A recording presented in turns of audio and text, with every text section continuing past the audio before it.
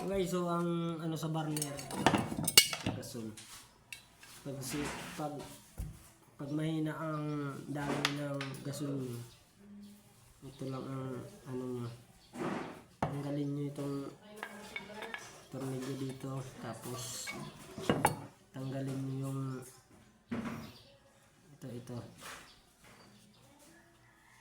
Ano yun ng karayom, kasi may maliit na butas dito sa, ayan, nakikita nyo maliit ang butas dyan, ayan o, sa gitna nyan may butas dyan, ano yun ng karayom.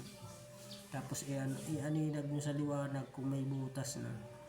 Pag may butas na yan, lalabas na yung gas dyan, kasi ito yung adjustable ng ano, close open burner.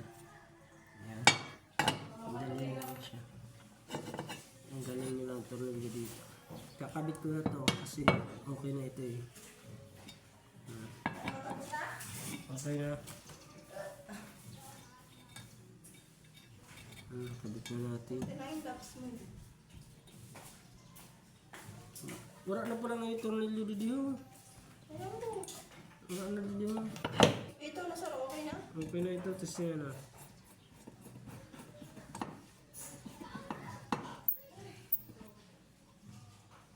Hindi pa pala nakabit yung ano.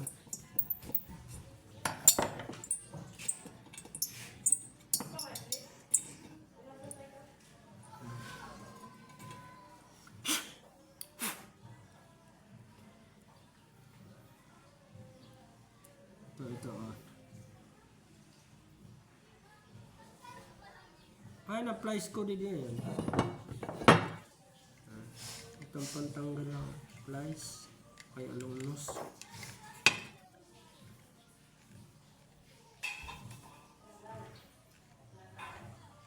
Higpitan nyo na kasi okay na ito eh.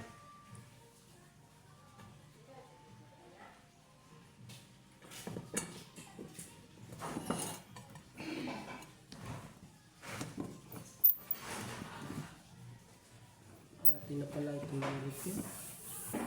Wala nang isang tornilyo. Patulo na.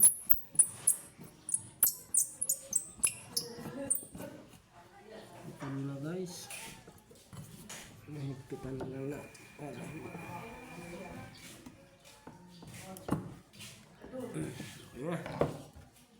Gamitan nyo ng alambre boss para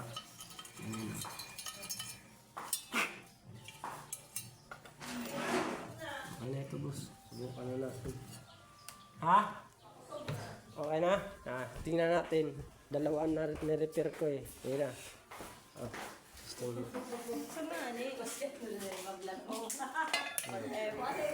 Okay na.